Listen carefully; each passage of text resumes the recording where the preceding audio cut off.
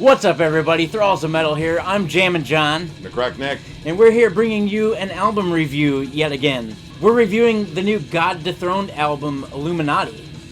This came out on February the 7th, much like everything else apparently this month. This is out on Metal Blade Records. This is the band's 11th studio album. They've been around since 1991 from the Netherlands. Now, they did break up for a period of time, actually twice, technically. They broke up in 93, and then got back together, and then they broke up in 2012, and then they got back together recently, and this is their first album since 2016. Now, an interesting thing about this album is this ends their 3-album streak of World War II material. They're on to different subject matter, finally, after 3 albums in a row of just about one subject. Now, this band only has one original member, Henry Settler, who also is the guitarist, principal songwriter, and did all the mixing on this, too. So the album opens up with the title track, Illuminati. And right away, like, the production is something to note. I think it's a little thin on the guitars. I do, too. There's grit in the guitars, but it's thin. It needs to come up, definitely in the mix.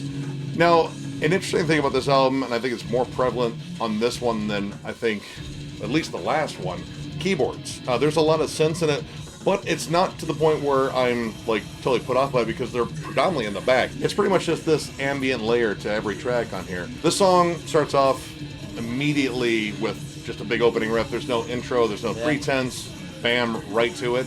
And I gotta say, like, the opening riff really reminded me of Bolt Thrower. It just has that nasty, chuggy, mid-tempo feel. Now, an interesting thing about this song is the verses are short, and they like to bring in the chorus kind of like twice per line. Like, very brief line, chorus, which the chorus part I think is epic sounding. It really sounds great. And then the verse part, and then the chorus part, which it's kind of just sporadically used. It's just kind of odd how they structure this in terms of this verse-chorus bit. Now, this song takes a hard turn towards just fast-blazing death metal right around the bridge. And it is just abrupt and just fucking hits you. Yes. Squealing solos. Definitely reminded me a lot of Hypocrisy. Because I think their death metal, it really borders on melodic death as well. But there are songs on here that get very just straight up death metal, almost like Floridian death metal. Yeah. And that's kind of an interesting thing on this album. These songs get wildly different from one another. All the time. And it's interesting because it's cool at first, but it kind of seems like it goes really from one extreme to another all the time. Instead of like riding a wave, it's more like you jump off a bridge and then you climb back up and then you immediately jump back off the bridge. Like, and it's transitions like that throughout the album that are a little off-put. And it's not like we're talking about just like within songs. We're talking from song to song too. Like, it gets really interesting. The next track, Broken Halo, is a good example of it. This is one of my favorites on here. It has like this old school, kind of more layered death metal sound with the keys in the back. And right when it gets down to the chorus part, it almost shifts to grindcore. Yeah. There comes a giant napalm death riff. And it just kind of comes out of nowhere, but it really does work with the song. And then along the bridge part, you're greeted to like almost straight up black metal. With like kind of an Emperor-esque kind of bridge. Yeah, I picked up Emperor too. With like some really cool synths in there too. Again, more in the background, but still they really do stand out in the mix. And they're used pretty well on here. But yeah, these stylistic shifts within songs, like this is just kind of a nutty song, but it's really put together well. I thought this was one of like the best songs on here. Next in line would be Book of Lies. Again, this has a really kind of wild difference to it. The beginning has this huge, like, epic melodic feel to it. I mean, it was really gorgeous. It's almost like Viking metal. It really is. It's. I thought of Unleashed. I mean, I'm definitely familiar with Unleashed for listening from years, and it really has that more current Unleashed sound where it's still like a little bit more melodic death metal. And the really cool thing on this song is it brings in traditional classic heavy metal moments too. The lead work reminds me just a lot of like almost 80s hair metal. Yeah. And even the way it's recorded, it just, you hear it. You definitely hear that 80s. And this repeating guitar harmony that comes throughout, which I have to admit is catchy as hell.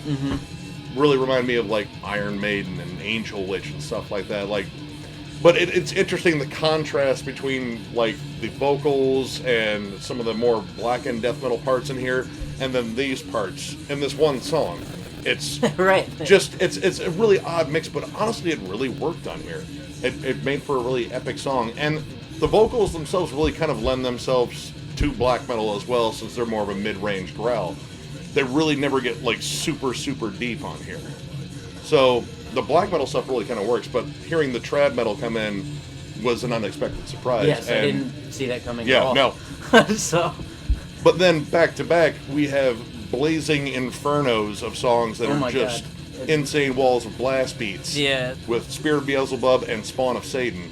These are Spawn of Satan. Spawn of Satan is a ripper. Is a ripper from start to end, and it has a lot of influence in it again.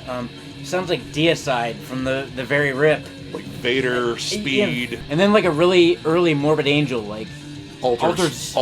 Yep. The drum work on these two songs is at a frantic pace. Now they do slow them down for really cool bridges. Like honestly, I think the bridges on both these songs are really cool, but different. On Spirit of Beelzebub, it goes from the frantic blast beats into this slow build into the next section, which kind of works itself into the chorus, which the chorus is a little cheesy. The chorus is cheese sauce. It's all of a sudden you get these kind of operatic cleans, kinda. They're almost chanted. They kind of threw you off. You're like, that kind of doesn't mix with the whole brutality of this song. Right. But this bridge that comes in and works its way into the chorus is really good. The leads, too, on these two songs, I guess the leads for all these songs are very fitting. Yes. They really fit to the mode of the song, so there's not like a solo that you grasp onto and you go like, what the fuck was that? It fits the tone of the song. Yeah, Book of Lies with the fiercely kind of 80s, very melodic. Yep. Like you could see like the dude just in like the fan blowing his hair, just wailing away. Very much that sound. And then you get to like the solos on Satan Spawn, which are just shreddy dive bombs and just out to fuck you up. Like these are like more like the Kerry King, Jeff Hanneman, squealy fucking just nastiness. I like the fact that was just kind of clever songwriting. Like they really made sure things gel together, even when they're kind of jumping around from subgenre to subgenre just a little bit here. I got to bring up Gabriel, because Gabriel was another one that was a standout for an interesting reason. It is another one that is more melody driven, and it's more like a mid-tempo Amon Amarth sort of Viking anthem. It feels very Viking, but the subject matter isn't. And it feels, again, very 80s, too, which is weird. The dissonant melody that carries the song, and they repeat it plenty, it gets stuck in your head. It's very catchy. And again, the lead fits the song very well. Again, this is short, though. The lead in this song is short. Yeah. Really interesting song, but unfortunately, they kind of backed it with another song that almost tried the same thing, but didn't really do it. Eye of Horus is a really weak song, honestly. But it sounds like a video game. It does. The riff in the bridge sounds like, it reminded me of like Zelda or Final Fantasy. I thought of like Gradius or Life Force. It's something Konami. There's something Konami about it. There's something going on for sure. It's just notably different. Like, I think the riff that kind of carries it is really generic, and this is where the keyboards kind of go a little bit more forward.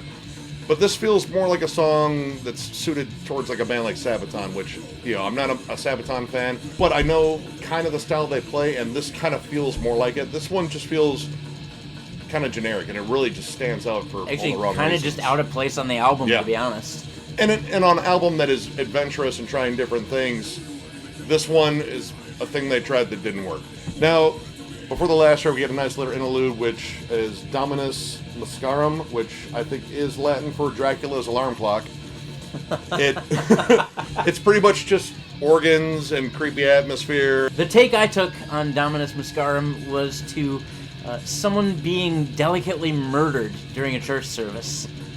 That's what it sounded. It sounded like Maybe a church organ. they didn't fill a collection plate, man. But you know that there was some sort of ritual going on, and they were stabbing somebody. But it goes into one of the strongest tracks on here, Blood Moon Eclipse, and this is where they bring back the intensity, and it's right at the right point where this album needs to close strong, because Eye of Horus kind of left a bad taste in my mouth. This is a barn burner of a track once again. It brings the intensity, it gives you a nice shot in the arm of adrenaline. It actually starts with a blast beat. It's right away. just a blast opener, and it carries on for a minute. And it doesn't slow down during the verse either. Nope. Like, it just continues on with the blast, which is cool. This is a really solid track. I like the way they use the keys in this one, especially because they kind of carry it over from that interlude and kind of made them almost sound more kind of gothic, like almost like an organ. And it kind of just really worked with the feel of the song. And it fades out really nicely on a killer, catchy melody. Overall, this album is pretty good. I just think, honestly, after spending so much time talking about World War II, they had a unifying theme. And this one, they're kind of going outside of that and going after more like death metal and black metal tropes. And I think the lack of one uniform subject matter kind of derailed some of the songs and maybe tried to push for different things in here, because it's a good album, but it's really all over the place. Like, the differences between tracks can be absolutely jarring. Yeah. So overall, I'm going to give it 3.5 stars. I really do like a lot of this album. Only one track I could say is just flat out just not good. But most of it, I think, really shows off a lot of creativity within the band. It's just kind of like maybe focusing, getting a little more streamlined. And comparing this production to the last album, it needs to be beefed up a bit. It's just missing some of the heft that is clearly there in the riffs. It's just not there in the production. Yep. I mean, I pretty much agree. I'm going to give it 3 stars. Again, it does sound really thin. And for God Dethroned, if you go back through their catalog, there's definite heft to the songs. Oh, yes. And it just kind of lacked that punch to it. I don't really mind any of the songs either, except for the one Standout that I didn't like. Maybe it wasn't the time for these guys this late in the career to experiment on such a level where it vastly changed their sound. Definitely wasn't what I was expecting, and the fact that it is so sporadic, and you know, there are tracks on here that sound like other tracks, so I think the way they could have grouped it on the record should have been more in flow with each other, so it's going to build into something and then crescendo and come down a little bit. But it was so all over the map that it kind of took away from being able to really get into it. Yeah. See that. So overall, 3 stars. Not a bad record. So, if you like the review, give it a thumbs up. And if you are new to the channel, subscribe, because if you subscribe, you are entered in a giveaway. We are giving away a Cryptopsy hoodie when we hit 1,000 subs. We are somewhere in the 750s right now, so we're doing good, and thank you to everyone that subbed us. For sure. Thank you very much. We love appreciate you guys. So definitely sub and get in on this. And we will definitely see you later with more reviews.